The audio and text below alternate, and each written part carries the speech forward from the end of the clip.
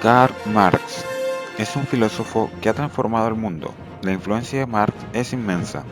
Ha fundado teóricamente el movimiento obrero. La ideología marxista es clave para entender el mundo contemporáneo. El de acá es Friedrich Engels, compañero de Marx, que por razones misteriosas ha sido invisibilizado de la historia a pesar de ser coautor con Marx de varias obras fundamentales para el nacimiento de los movimientos socialistas, comunistas y sindicales. Marx estudia filosofía apasionadamente y llega a la conclusión que los filósofos se han dedicado a interpretar el mundo, de lo que se trata es de transformarlo.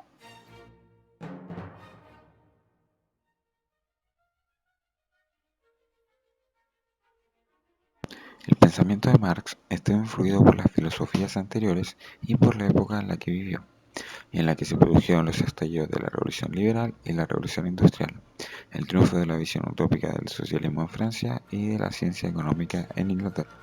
Las ideologías socialista y marxista aparecieron en la primera mitad del siglo XIX como consecuencia de las contradicciones de la sociedad liberal y el capitalismo.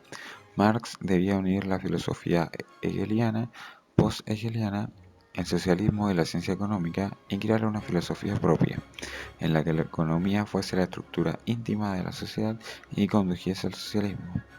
Marx en sus inicios se identificó con el pensamiento de Feuerbach. Sin embargo, con el paso del tiempo, adoptó una actitud crítica ante este. Su filosofía se denominó marxismo o socialismo científico, una de las principales corrientes de la teoría política de la actualidad. Su análisis del sistema capitalista y su teoría del materialismo histórico, la lucha de clases y la plusvalía son las fuentes de la ideología socialista moderna. Sus tesis sobre la naturaleza del Estado capitalista, el camino hacia el poder y la dictadura del proletariado tienen una enorme importancia en la acción revolucionaria. Principales obras: La miseria de la filosofía, Contribución de la crítica de la economía política, Salario, precio y ganancia, El capital, Manifiesto comunista. El capital consiste en una crítica de la economía política, como reza su subtítulo, un tratado de crítica de la economía política. Al mismo tiempo ha sido también leído como una obra de filosofía, como un trato de economía o como un tratado político sobre las relaciones de dominación entre las clases, de un lado los proletariados y de otro los burgueses. Manifiesto comunista. Tres ideas principales. La historia política e intelectual de una sociedad está determinada por el modo de producción socioeconómica que se deriva de él. 2. Una vez aparecidas las clases sociales, la historia de las sociedades ha sido la historia de la lucha de las clases explotadoras y las explotadas. 3. En la actualidad, el proletariado es la única clase social cuya emancipación significará la emancipación de toda la humanidad mediante la revolución comunista, la abolición de la propiedad burguesa, las clases sociales y el Estado. Al hablar de comunismo o socialismo, es incorrecto plantear estos movimientos como sinónimos de marxismo, porque ni todo su componente humano ni toda su doctrina política se basó en el marxismo como tal.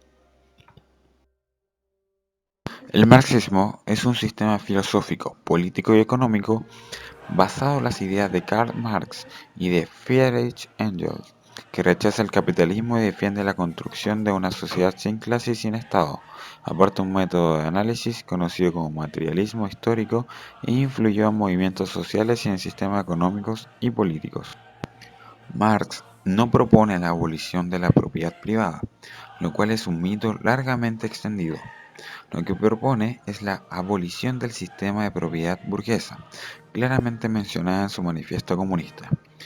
Lo que caracteriza al comunismo no es abolición de la propiedad en general, sino la abolición del sistema de propiedad burgués, ya que la burguesía viola la ley, corrompe las instituciones u otros mecanismos legales para apropiarse de las propiedades de los trabajadores, por ejemplo, el robo de tierras a indígenas. Con el acceso a los medios de producción a los trabajadores, el marxismo concluye que se logrará una sociedad sin clases sociales donde todos vivan con dignidad, sin que exista la acumulación de propiedades privada sobre los medios de producción por unas cuantas personas, porque supone que esta es el origen y la raíz de la división de la sociedad en clases sociales. Esto implicaría una enorme competencia y eficiencia en la economía. Además, el trabajador no se puede explotar a sí mismo ni tampoco puede explotar a otro trabajador, porque tiene también su medio de producción. Lo que ocasionaría es que los trabajadores se organizarían para crear empresas más grandes a través de asociaciones justas. Por tal motivo, Marx expresa que el precio medio del trabajador asalariado es el mínimo posible, es decir, el mínimo necesario para que el obrero permanezca vivo. Todo lo que el obrero asalariado obtiene con su trabajo es, pues, lo que estrictamente necesita para seguir viviendo y reproduciéndose. Nosotros no aspiramos en modo alguno a impedir los ingresos generados mediante el trabajo personal, destinados a adquirir los bienes necesarios para la vida. Y recalca en su manifiesto: solo aspiramos a destruir el carácter ignominioso de la explotación burguesa, en la que el obrero solo vive para multiplicar el capital. Así entonces el trabajador o trabajadores serán dueños de su propio negocio, iniciando un elevado comercio. Por esa razón, el manifiesto especifica que el comunismo no priva a nadie del poder adquirir bienes y servicios.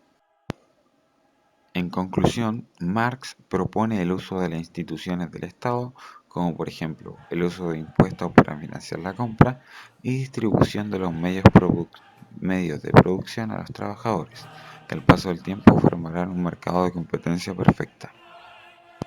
Independientemente de la mayor o menor afinidad ideológica que se pueda tener en la actualidad con los planteamientos de Marx, lo cierto es que su relevancia histórica es innegable, no solo por los importantes aportes que tiene su sistema filosófico, sino también por lo que ha supuesto para la historia como tal y para la ciencia que de su estudio se encarga, que sufre una notable renovación gracias a este conjunto de ideas.